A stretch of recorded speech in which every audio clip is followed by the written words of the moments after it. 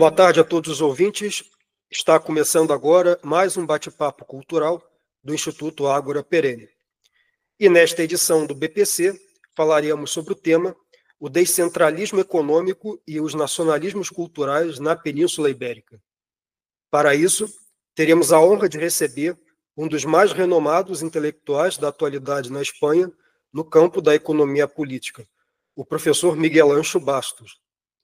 Professor titular do Departamento de Ciência Política da Universidade de Santiago de Compostela, Miguel Ancho Bastos é doutor em Ciências Econômicas e licenciado em Ciências Políticas e Sociais. Com vasta experiência acadêmica e conferências proferidas em instituições como a Universidade Francisco Marroquim e o Instituto Juan de Mariana, Bastos é uma das principais vozes do paleolibertarismo no mundo ibérico e latino-americano.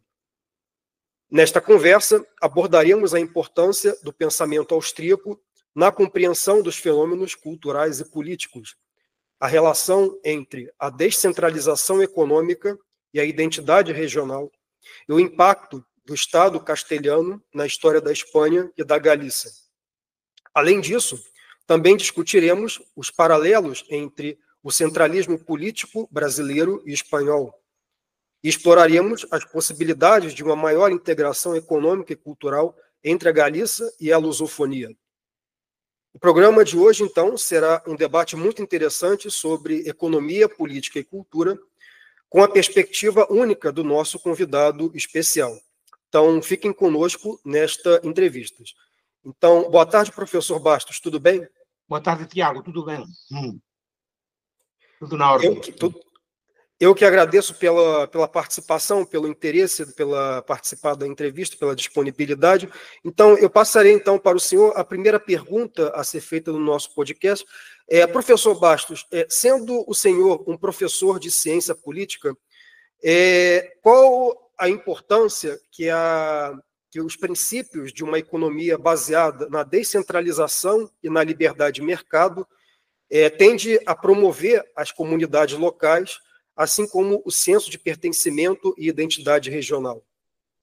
A ver, obviamente, a descentralização política, não? A criação de órgãos administrativos e de poder tem que estar baseado em alguma realidade cultural, tem que estar baseado ou inserido em alguma realidade cultural ou territorial. Por lo tanto, contribui a consolidar, digamos, esas comunidades, sempre quando coincida, digamos, na medida do possível, a comunidade política coa comunidade cultural. Se coinciden, digamos, tenden a reforzarse uma a outra. Nesse aspecto pode ser unha utilidade. Normalmente, os estados poden destruir linguas, poden destruir culturas, pero tamén poden contribuir a conservalas ou a sustentalas, non?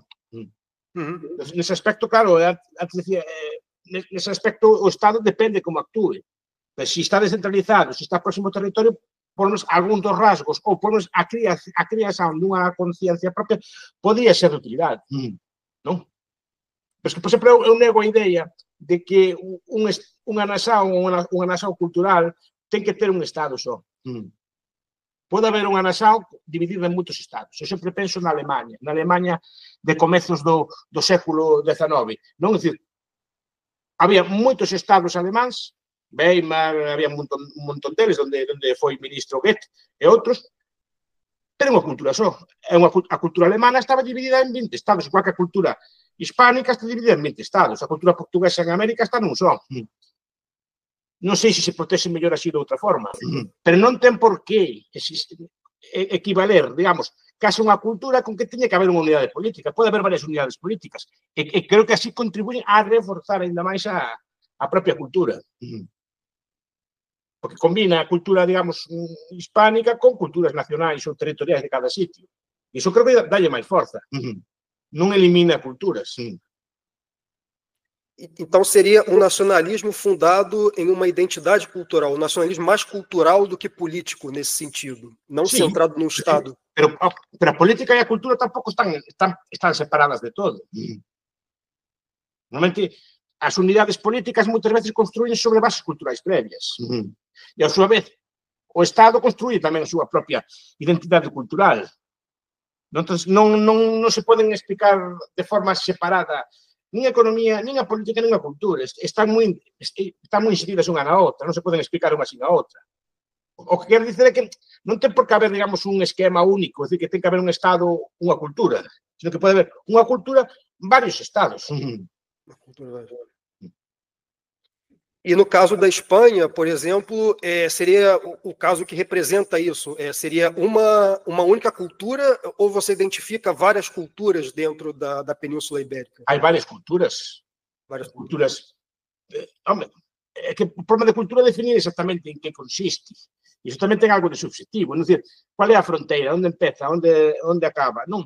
Pero a cuestión, sí, por nos idiomas na Península Ibérica está, por unha banda, na banda occidental está o galego-portugués, separado políticamente, pero lingüísticamente tende a ser o mesmo idioma, foi históricamente, ou sigue a ser o mesmo idioma. Está unha cultura castellana, de lingua castellana, está unha cultura de vasca, está unha cultura, digamos, de catalana, digamos, non? Entón, hai varias realidades culturais. Cuidado, e non son lingüísticas, por exemplo, os andaluces reclaman tamén unha cultura propia, aínda sendo falantes de castellano, e teñen unha personalidade cultural moi marcada, igual que outras zonas do Estado, non? A Castela, por exemplo, tamén conserva moitas das súas tradicións. Entón, hai varias culturas.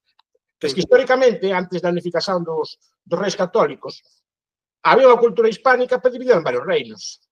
Igual que había un mundo musulmano dividido en varias taifas ou reinos tamén. E non pasaba nada.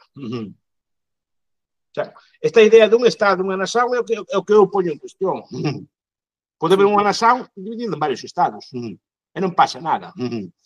Explica un señor que se chama James Scott en un libro que se chama O que ve o Estado, non? O que olla o Estado, explicando que os Estados modernos, por a súa propia dinámica de funcionamento, precisan poder ler a súa populación. Por lo tanto, teñen interese en estandarizar o idioma, de tal forma que as ordes e os regulamentos e as normas poden ser, digamos, obedecidas en todo o territorio. Ten interese, por exemplo, en estandarizar os nomes, estandarizar os enderezos, estandarizar os pesos e as medidas, incluso estandarizar a moeda, non? Para que todo o mundo teña o mesmo e así o Estado poda dominar de forma máis fácil, máis suave, digamos, non? Así, por se chama, o Estado así pode ler a cidadanía. Pense no que é cobrar tributos, non? Os pesos na Galiza, en mollos, en cabazos, estaban medidos en medidas tradicionais, en Castela, celemines, etc. Non? Cada un, como pode o Estado cobrar tributos a medidas e pesos distintos? Non? Porque o cabazo dun sitio non é como o cabazo de outro sitio, o mollo dun sitio non é como o mollo de outro sitio. Como pon tributos? Igual que as extensións territoriais, un ferrado, non é o mesmo un ferrado de chan que un ferrado de montaña.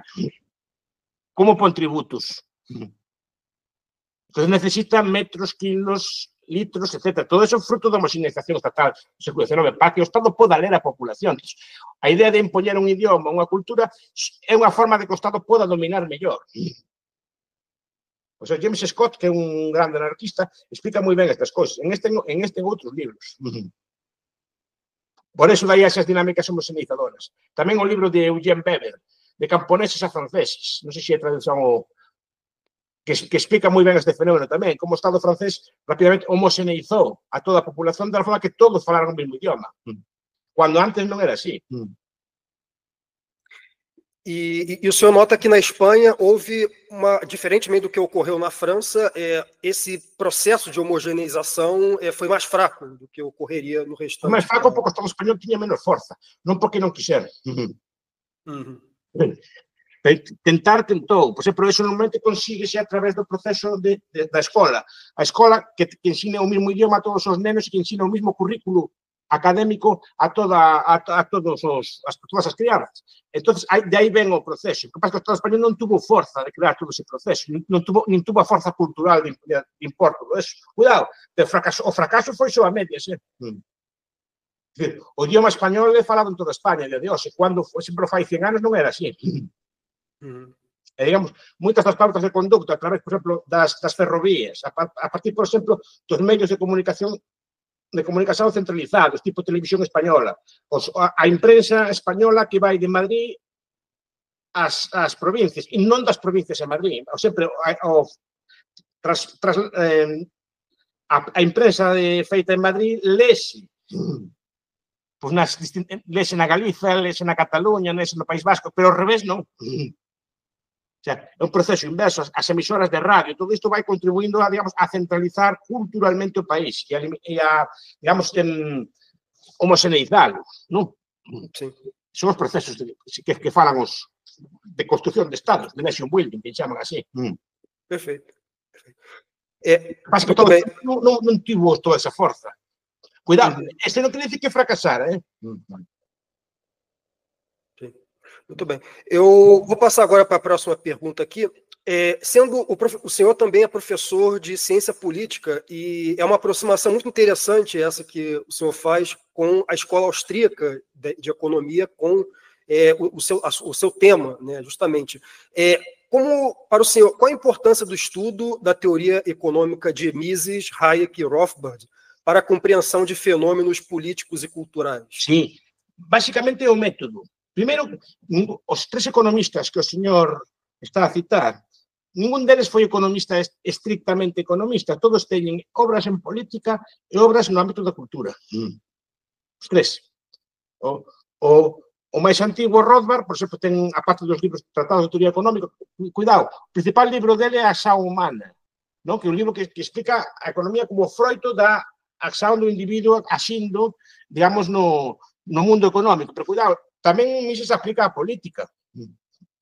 Nas súas obras, por exemplo, o liberalismo, ou na Estado e Economía, é outro das súas obras tamén, ou Goberno Omnipotente, que son os libros que falan de política. Despois tamén ten incluso un tratado de cultura, por exemplo, a mentalidade anticapitalista, explicando como o sistema cultural está a contra do capitalismo. O sea, que non se cinxen só a estudar prezos, mercados, salarios, sino que entra tamén na dinámica cultural. O Hayek, o mismo. O Hayek ten, a parte das obras de teoría económica, ten obras en filosofía política, no? Por exemplo, o Camiño de Servidão, ou ten o Dereito, Legislación e Liberdade, ten unha serie de obras, a Constitución da Liberdade, ten unha serie de libros que falan destes temas todos, non? Pero depois tamén ten unha teoría, sobre todo ao final da súa vida, unha teoría da cultura, da evolución cultural, que o fai moito interesante. E tamén ten política e economía, non son esferas completamente distintas na vida, sino que están imbricadas, están misturadas, de tal forma que non se poden separar unhas en as outras. Iso que me gusta deles. Que o estudo da economía, porque ao revés, moitas veces o estudo da política, o estudo da cosa, elude o estudo da economía, como se a economía non existir. En cambio, eles creo que integran desa visión da acción humana todas as dimensións da vida política cultural, e todas misturan. E Rothbard o mismo. Rothbard, a parte de economista, foi historiador, foi crítico de cinema, se pouca xente o sabe, non? Ten libros de moitos temas, incluso de metodoloxía da ciencia, que é un autor que non só se centra na economía, sino que integra o mundo da historia, o mundo da socioloxía, incluso, e o mundo da literatura, da arte. Intentan integralos, por exemplo, do arte cinematográfico, intentan integralos, digamos, no ámbito da economía, e non os ve separados. E ten uns traballos moi interesantes ao respecto. Entón, claro que é interesante, sobre todo porque é interesante porque introduce o ámbito, as dimensións da economía nos estudos de cultura ou nos estudos de política, que creo que é imprescindible. Porque o que estuda política pensa que tudo é política, que pensa que tomar decisións e cosas por estilo, que basta con ter poder. O economista dice, mira, o poder non pode derrotar a lei económica. E lle explica que o poder político ten límites. Además que o ámbito económico, o ámbito político está inserido nun marco cultural máis grande, que non condiciona de todo, pero sí que influe moito en como se desenvolve unha cultura, se é máis ou menos capitalista, por exemplo, por menos nas orixes. Non? No sentido, unha economía capitalista precisa de algún tipo de cultura previa, non? Que favoreza eso, que favoreza o desenvolvemento do capitalismo. Incluso o sostenimento do capitalismo tamén precisa dunha cultura que o reforce, uns valores culturais, comunitarios, religiosos, sociais, literarios, que reforcen eso. Se está en contra, mal asunto, non vai prosperar tudo iso. Entón, isto o recordan estes tres autores e creo que son moi importantes. Ademais, teñen unha cousa boa, non usan de linguaxe formal, ningún dos tres, son contrarios ao linguaxe formal, a linguaxe matematizada das ciencias sociais. Por tanto, cualquier persona culta debería ter lido algún destes libros, que é a favor ou en contra, pero son libros que lle aportan visións novas. Por exemplo, hai un libro que gosto moito de Rodba, non? Que fexo o goberno con o noso diñeiro. Bueno, pois é un libro que integra todas estas dimensións. Ve o diñeiro non como M1, M2, M3, todas as dimensións do diñeiro, como nos explica. Así, non, se explica o diñeiro como un elemento cultural, que ten unha función cultural tamén de intercambio, de poupanza, non de cálculo, e despois tamén unha dimensión de como se vai construindo o diñeiro en cada cultura, e como o diñeiro influe na cultura, e como a cultura influe no diñeiro.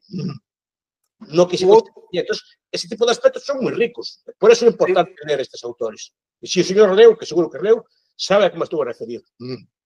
Um outro autor também, que também é muito ligado a esses vínculos entre a economia e as identidades culturais, é o Hermann Hoppe também, que inclusive tenta aplicar essas ideias austríacas para discutir a questão da imigração também, o problema da imigração. Por exemplo, fala de Hoppe, não? Sim. Hoppe, por exemplo, introduce os conceptos económicos na teoría das formas políticas. Cando fala da democracia ou da monarquía, está introducindo elementos económicos explicando as ventaxas de cada un. Cando fala en declinio e decadencia, non? Que un dos seus últimos libros tamén fala dos aspectos económicos no evoluir histórico da humanidade. Entón, me gustan por eso, porque teñen conhecimentos de filosofía, de historia, etc., e os integran bastante ben, non os ven por separado. Sei que o exercicio é difícil, porque estamos nun mundo de alta especialización, pero que eles creo que integran moi ben o coñecemento das horas recompensa. Repito, estén a favor ou en contra do que eles din. Recompensa, un lê estes libros e aprende, disfruta do que está a estudar. Perfeito, perfeito. Vou passar agora para a próxima pergunta aqui, retomando então essa discussão que nós tivemos sobre essa formação dessa cultura espanhola através do Estado castelhano. Sabemos que durante séculos a economia e a sociedade espanhola orbita, uma sociedade que orbita muito ao redor de Madrid, né? Como o senhor avalia o impacto do Estado castelhano na história da Espanha e de regiões periféricas como a Galícia? A ver, os Estados europeus, non só o español, construen ao redor dunha cidade ou dunha, digamos, rexión como central, non? A illa de París na Franza, o norte de Italia na Italia, no Estado español foi o caso de Castela. Castela foi o reino dominante durante moito tempo, digamos, que intentou, en boa medida con suceso, non? Tentou conformar as leis e as costumes das outras zonas do Estado español a súa imaxe e semellanza. Así, máis ou menos, impulsou o ensino do castellano, impulsou as leis civis ou as leis mercantis castellanas no resto de España, etc. E digamos que é un Estado castellano-céntrico. Esa Castela de antes foi sustituída de hoxe por Madrid. Madrid é unha grande cidade, non? Digamos, que suga, digamos, boa parte das enerxías de España, cosa que non gosto. Eu gosto máis de sistemas de capitais ou de cidades reticulares, estilo Alemanha. Cidades de mediano tamaño, ben conectadas entre sí para a distancia, non unha grande urbe, non? Tipo Madrid ou París, non? Que digamos que son o centro dos países. Claro, por un lado, aí se xeneran grandes dinámicas, pero claro, suga ou elimina as enerxías todas do resto do país. Claro, e os costumes que triunfan en Madrid, digamos, que son os imperativos ou son, digamos, os finos de imitar no resto do Estado. Ese é o problema que ten. O problema dese centralismo é que se colapsa ou fracasa a cidade, fracasa o resto do país tamén, porque está todo centralizado. As rodovias van todas a Madrid, as autoestradas van todas a Madrid, non? Os aeroportos, o aeroporto central de España está en Madrid, e quase todo pasa por lá, todos os ministerios, as institucións, os museus, casi todos os voos están lá, non? Ao final parece que centraliza todo ali, leva todo o mundo. Entón, as persoas, os jóvenes que queren bons empregos, as persoas que queren, acaban lá. Pero claro, quitan forza os territorios locais, as antiguas rexións ou as antiguas comunidades, non? E até um exemplo também, até bem ilustrativo disso, não existe voo, por exemplo, das cidades galegas para Porto, de Portugal. Para viajar a Portugal, teria que pegar um voo de avião para Madrid e depois para Lisboa, para Porto. Não existe voo direto, estamos aqui a menos de 4 horas, de 3 horas de Portugal. De comboios de alta velocidade, por exemplo. De feito, o Estado español o pon. Cando o Estado portugués quere facer unha rodovía, que vaya de Lisboa hasta a Coruña, directa, de alta velocidade, pero o Estado español quere que pase por Madrid tamén, e presiona para que vaya por Madrid, non? Quere que todo pase por lá, e que todo pasa por lá. Se usted, que o señor vai ao Brasil desde Galiza, que o señor vai, ten que ir primeiro a Madrid, e de Madrid a... Ou se non vai ao Porto, do Porto é voo directo, pero se non ten que ir a Madrid, de Madrid vai a São Paulo, vai a Bahía ou vai ao Río, vai onde queira, pero ten que ir a Madrid primeiro, e aquí non hai voos directos. Porque é un proceso de centralización. Algúns falan o Parag-Khanna, non? Que un xeógrafo do Singapur, ten un libro que se chama Conectografía, non? Que fala, é un xeógrafo que fala moito das cidades globais. Entón, claro, se está configurando un mundo de cidades globais. E España, a Madrid, é unha especie de cidade global que ten máis relación con outras cidades globais que co seu propio hinterland, co seu propio contorno. O sea, e, de feito, seguramente é máis fácil voar de Madrid a Londres ou a Berlín que ir de Madrid a, pues, que sei, a unha cidade como Chantada ou así de Lugo. Chegan antes. Porque son mellores comunicacións, non? E máis rápidas. Seguramente ten 4, 5, 6, 10 voos o día a Londres, un cada hora. En cambio, chegar a unha cidade pequena do norte de España leva o madrileño bastantes máis horas que chegar a Londres. E seguramente máis caro. E, ao final, as comunicacións, os fluxos, son máis con outras cidades globais que con o seu propio hinterland. E isto, claro, crea problemas. Crea problemas de dualizar a sociedade. O que explica Guillui, non, en No Society, que é un libro moi interesante, que en todos os países occidentais está chegando como dous mundos. Un urbano, cosmopolita, de cidade global, é un mundo, digamos, máis rural, máis antigo, que incluso votan distinto. Veuse no Brexit, o rural, a Inglaterra, digamos, máis profunda, vota polo Brexit, e a Inglaterra urbana vota polo Remain, ou en vez en França, entre París e o resto do país, vese en España entre Madrid e o resto, pero vese en Estados Unidos entre a América costeira e a América, digamos, profunda tamén do interior, non? Non sei se no Brasil pasa ese fenómeno tamén. Sim. As grandes cidades, tipo Río, São Paulo, non? O Porto Alegre e o resto do país, o Brasil máis profundo, máis tradicional. Sim, isso é muito falado. Sim. O Brasil profundo, o interior mais conservador e as cidades mais progressistas. Sim. Existe essa divisão. Isso é um fenômeno mundial. E aqui está dándose tamén. Pero cada vez máis acentuado. Non se fai nada por frenalo. E máis, incluso co Estado autonómico, isto é, coa descentralización hispana, eu creo que Madrid é máis grande agora que nos tempos de Franco ou nos tempos da restauración, cando España non había autonomías. Pues, Madrid ten máis peso agora con autonomías que antes. E, curiosamente, é un proceso de máis centralización. Muito bem. Agora, eu vou passar para a próxima pergunta. A próxima pergunta a ser feita é falar sobre a questão do Brasil, né? Sabemos que o Brasil, quando avaliamos a história política dele, como o Brasil foi parte de um grande império também, o Brasil foi um império centralizado. Sim. Então, ele possui um histórico de centralismo político muito forte, que guarda paralelos muito grandes com o centralismo de Madrid. Feito os devidos paralelos, Brasília hoje cumpriria essa função, né, que teria Madrid nessa questão de centralismo radial. E no passado era o Rio de Janeiro. Na sua visão, que lições o Brasil pode aprender com a história e a sociedade espanhola nesse sentido? Porque a descentralização é máis num país tan grande, tan enorme como é o Brasil. A descentralización é boa. De feito, o Brasil é un Estado federal. Foi fundado como un Estado federal. Teóricamente, é Estados, pero supoño que os Estados están moito subordinados ao centro. O poder dos... Corríxeme, señor, que eu non coñezo ben, pero creo que os Estados brasileiros están moi subordinados ao poder central. O sea, non teñen autonomía real. Eu creo que foi un erro. Fai pouco, para un traballo que rematei agora, estuve vendo o nivel de renda do Brasil unido frente ao mundo hispano, fragmentado. Cuidado, a renda do Brasil está por debaixo da media da rexión. Da rexión América Latina, Caribe. Sí.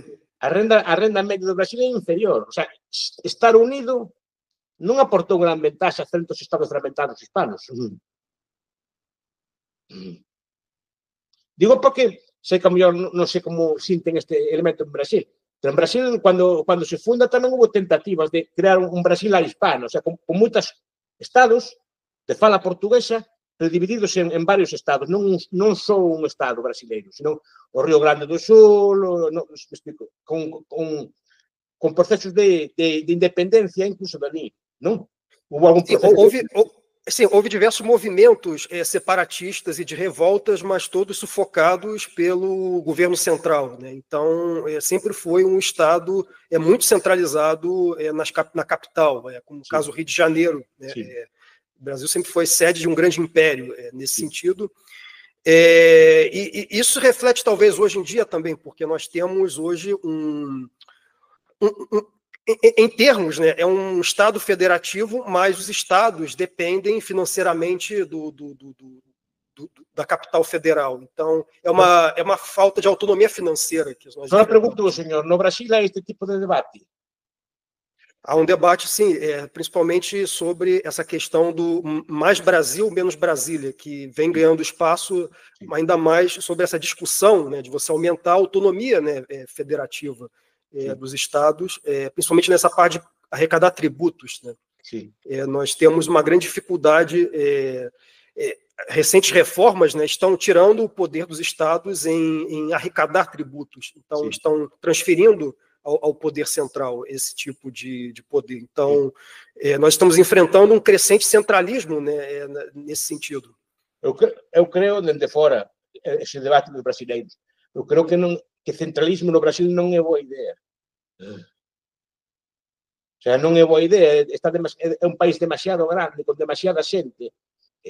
É demasiado centralizado, porque entre regións hai moitas diferenzas, e digamos que o goberno central non ten información suficiente para gobernar, para seguir todo isto. Mas estando en Brasilia, non? Sim. Entón, eu non vexo... Digo porque se non teríase o feito da integración política. Brasil é un continente, é un estado só, pero repito, qual é o logro económico a respecto dos estados fragmentados veciños? Muito bueno, bem. Agora está feito. Non sei se hai estes debates de se cesar a día de hoxe no Brasil ou de crear estados novos no Brasil. Eso creo que ese debate non está. O brasileiro creo que é moi patriota, não sei que era um Brasil unido. Sim. Não, nesse sentido, como na Espanha, não há movimentos de separatistas nesse sentido.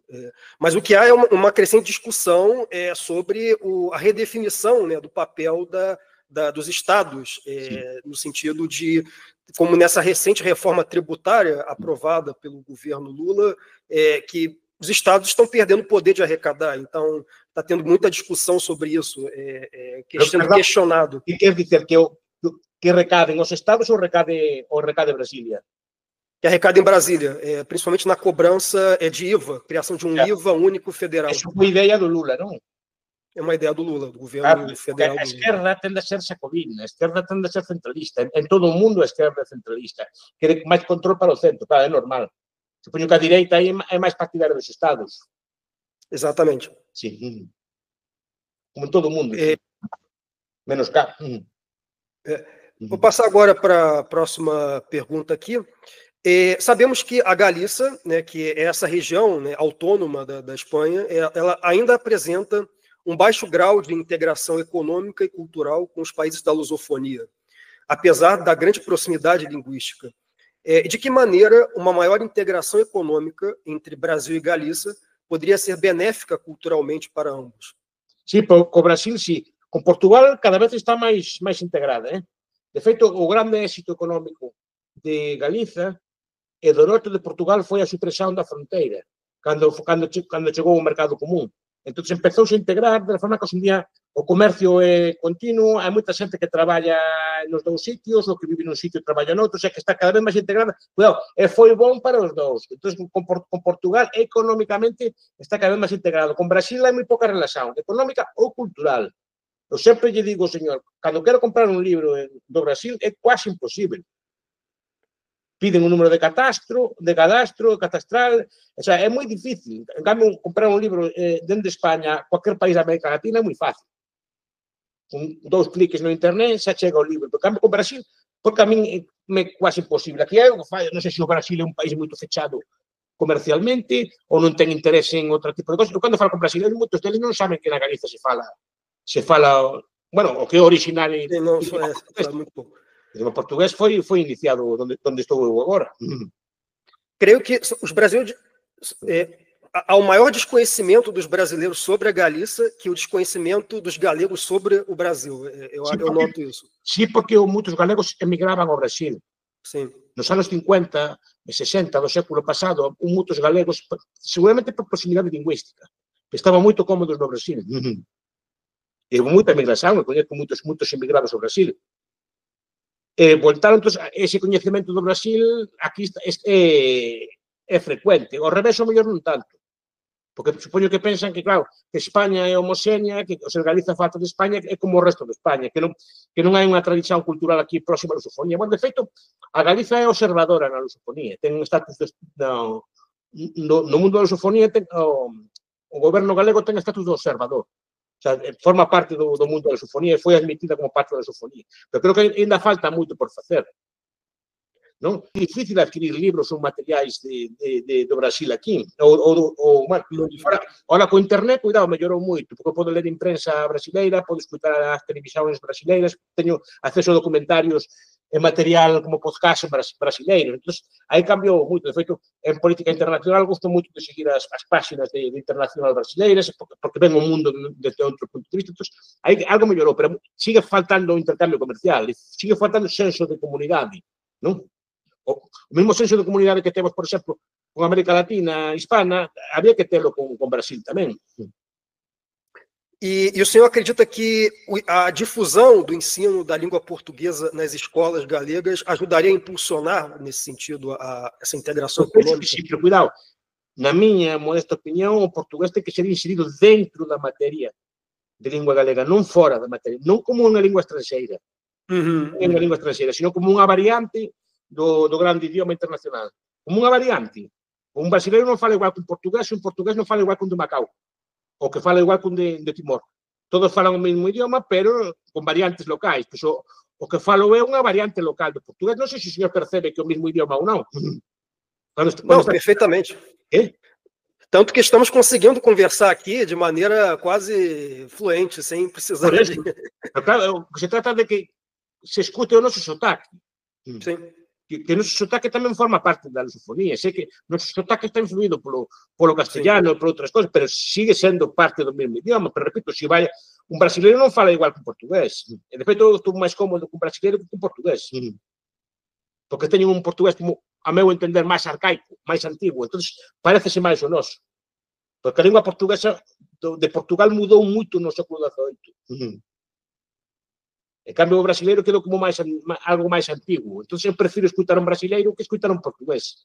E ainda que entendo ben os dous, o brasileiro está máis perto de min.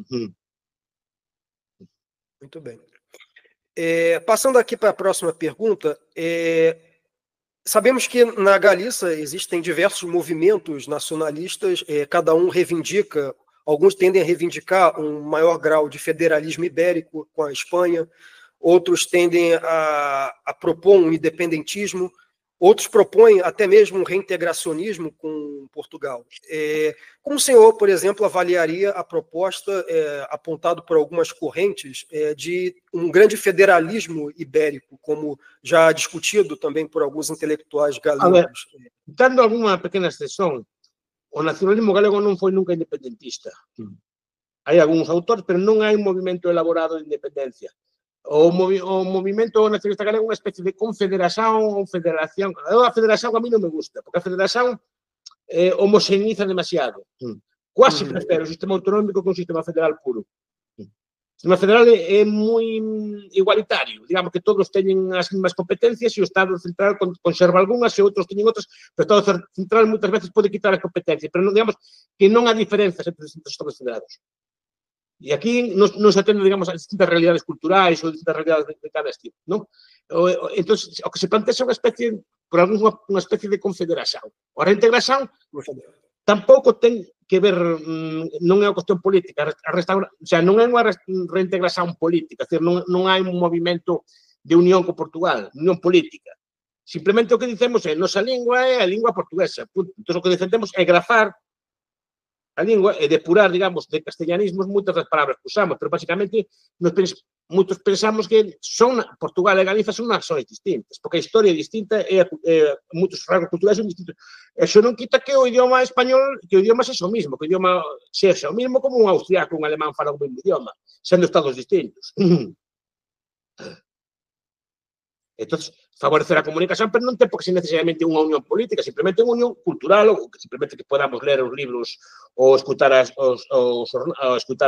novas, ou escutar máis de comunicación, falar entre nós no mesmo idioma, pero con realidades políticas distintas. Non ten por que ver. Incluso pode ser unha persoa pode ser españolista e saber que a lingua que fala é a lingua portuguesa. Non ten nada que ver con eso.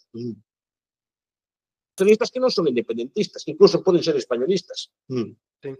Então seria a ideia de uma confederação unida por uma integração econômica nesse sentido, né? Sí, bueno, é un modelo que non está moi ben definido. Está definido nun escrito que son as bases constitucionais da Galiza, de 1975. E ali se explica pois, unha especie de confederación, unha especie de en común a política exterior e a política de defensa, pero depois incluso cada comunidade podía ter a súa moeda, podía ter as súas cousas, decir que non... Pero, bueno, eso non ficou en nada. Porque eu non acredito nas cousas. Ou está como agora, ou senón un modelo independentista. Unha confederación nunca... Unha confederación non é autodeterminación, porque unha confederación implica que os demais territorios tamén queren confederar contigo. Non é unha decisión só túa. A independencia é decisión só dos galegos, pero unha confederación non. Porque os españois castellanos, non, eu non gosto deso, non gosto da confederación, prefiro... Se non gostas, vaite, pero se gostas, quedas como estamos. Non é unha decisión só túa. Non podes obrigar os demais a confederar. Como eram os Estados Unidos também, né, no período quer dizer, no seu princípio original, né, que foi fundado, a sua carta constitucional previa originalmente ser uma confederação de estados. Né, que é uma confederação. Depois, uma vez estabelecida a confederação, o Estado Federal foi collendo forza, chegou a guerra, depois colleu cada vez máis forza, non?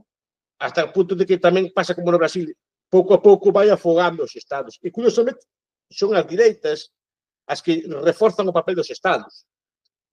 Moita da legislación, moitas das sentencias do Tribunal Constitucional actual son a favor de devolver o poder aos estados, de legislar sobre as cousas.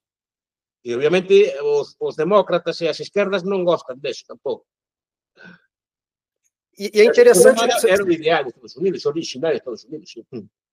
É interessante você mencionar que na Espanha acontece o reverso, né? A direita que apoia o centralismo também, é ao contrário. E supostamente a esquerda é que non entendo por qué. Debe ser por herencia do franquismo, por herencia de Cánovas del Castillo, pero é ao revés de quase todo o mundo. Aquí a dereita é jacobina e a esquerda que é centralista. Uma coisa que é bastante estranha. É muito estranho, sim. E isso até explica também como não existe uma direita galega forte também, galeguista também. Existiu. O que pasa?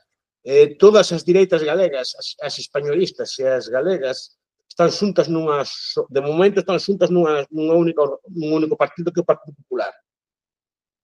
Digamos, a estrategia de Manuel Fraga foi todas as direitas no mesmo partido, españolistas e galeguistas, e xuntou todas elas. E ao final quedou un partido máis galeguista co resto do PP, pero máis español do que era antes. O sea, o Partido Popular da Galiza é un partido moito máis descentralista que o Partido Popular de España. Pero, a súa vez, o Partido Popular de Galiza é máis españolista do que era a antigua coaligación galega, por exemplo. Interessante. Eu fiz unha mistura. Está todo... E falamos então sobre essa proposta, né, de uma confederação, um federalismo ibérico, e esses movimentos independentistas da Catalunha e do País Vasco, como o senhor avalia esses movimentos? Eu avalio, primeiro, que non toman a serio a independencia. O sea, din que queren ser independentes, pero creo que non fan o preciso para ser independente, ou non xogan independente. Eu creo que xogan, a día de hoxe, na miña opinión, é a ter máis forza dentro do Estado español, pero non xogan, o sea, a estrategia política, o que eles fan non é propio dun país que quere independencia, é propio dun país que quere ter máis forza dentro do Estado español. Entón, eu creo que abandonaron deste, non son conscientes que a independencia require un sacrificio, a independencia require unha estrategia a longo prazo, etc. E non creo que non xogan a isto. Non van a serio. Nin un nin outro.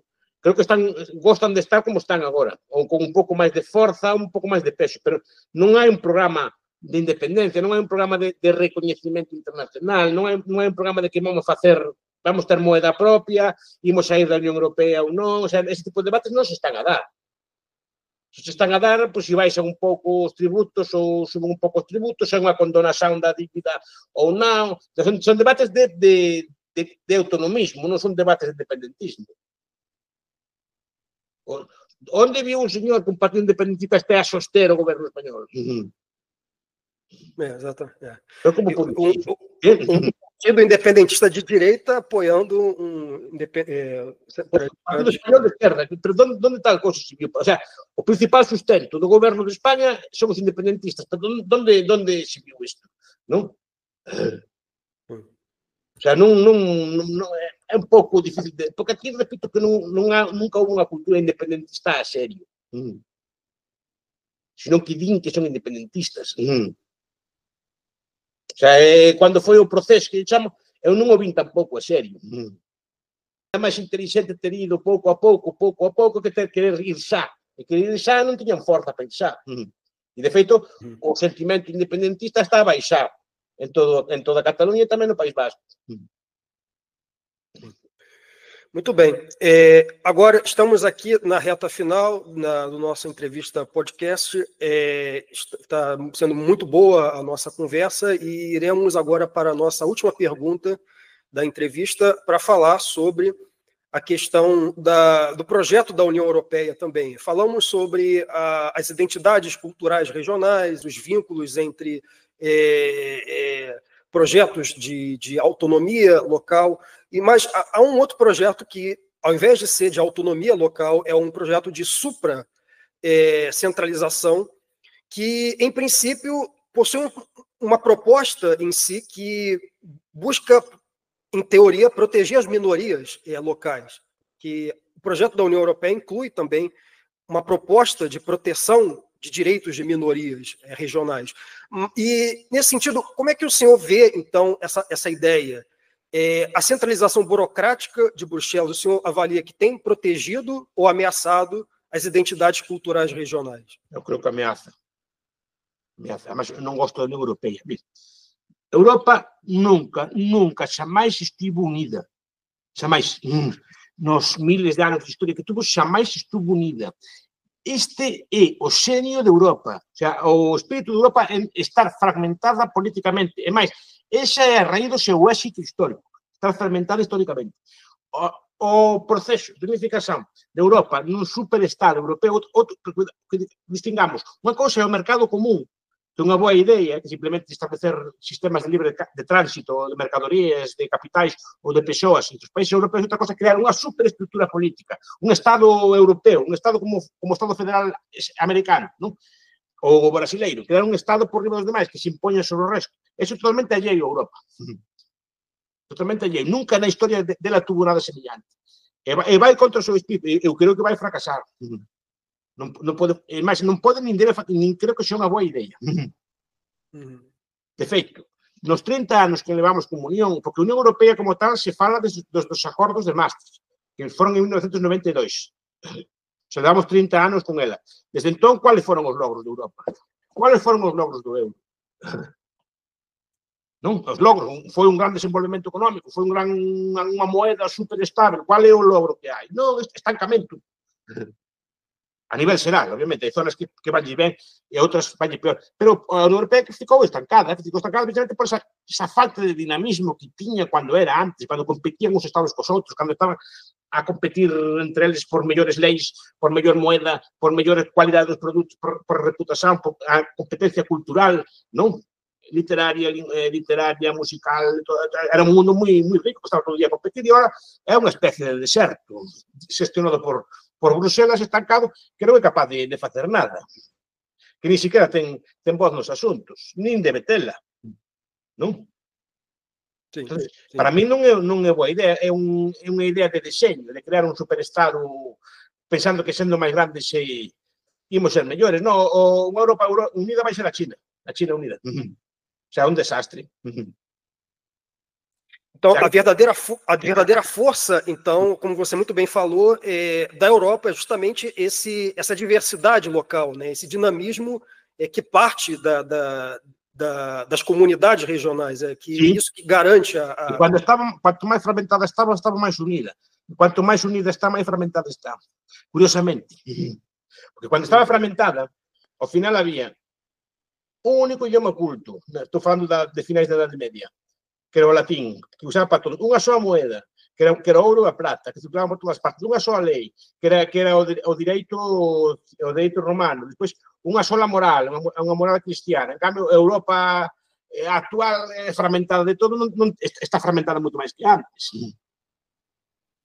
Moitos idiomas, ao final a moeda, pero a moeda non vai tendo forza, etc. Decir, moitos códigos legais non veo os logros da Unión Europea. O sea, non lle veo os logros. Lembremos que China, por exemplo, a China tuvo etapas de unificación e etapas de fragmentación, famosos reinos combatintes. Non? Que tuveron moito tempo. A etapa de florecemento da China sempre foi nas etapas de fragmentación. Non foi na etapa de unificación. En cuanto unificaron a China, empezaron a subir impostos, puxeron o papel moeda, eliminaron o ouro e puxeron o papel moeda, e empezaron as centralizacións e as regulacións estatais, cando antes non podía ser. Entón, a China unida estancou. Ahora levantou, nos últimos decenios levantou un pouco a cabeza, pero nunca vai ser como Singapur, nunca vai ser como Taiwán, precisamente porque é demasiado grande, está demasiado centralizada. Muito bem, muito bem. Sei que é contraintuitivo, que parece que se nos di que quanto máis grande, melhor, é o revés. Ao revés. Talvez seja a grande lição também para o Brasil, que vive um momento, talvez, histórico, um histórico também muito semelhante à Europa, também de estancamento econômico e essa unidade forçada, essa centralização, ela precisa ceder lugar para essa maior diversidade local, né, esses poderes locais. Não, porque se algumas zonas do Brasil prosperam, digamos que o resto do Estado obriga a redistribuir. Exatamente. Entonces non hai incentivo a prosperar. Cando o ideal sería que Río Grande do Sul, São Paulo, a Bahía, a Rondônia, todas empezaran a competir unhas cos outras, non? E así prosperarían todas. Pero desta forma, se un prospera, os demais quitan. Non hai incentivo a medrar. Non hai incentivo. Por eso digo que non sempre a unificación é mellor. É que a escala onde se ven as ventaxas de escala, onde se ven as outras ventaxas. Qual é a ventaxa do Brasil, por exemplo? Non? Frente a Portugal, por exemplo, non. Ainda non o superou en renda, Portugal é máis rico que o Brasil. Teoricamente, un país enorme, grandísimo, tinha que ser unha maravilla de prosperidade, e non prospera tanto como Portugal. Moito máis pequeno, sendo da mesma cultura. Sim. Não, perfeito. Bom, encerramos aqui a nossa entrevista podcast. Conversei aqui com o professor de Economia Política, o professor Miguel Ancho Bastos. Então, foi um prazer tê-lo convidado pela participação. Então, muito obrigado a todos. Muito obrigado. Aguardo que quedará bem a entrevista. Não, a entrevista será disponibilizada no YouTube, gravado. Então, obrigado e até a próxima a todos. Então. Obrigado, Don Tiago. Hasta a próxima. Até a próxima.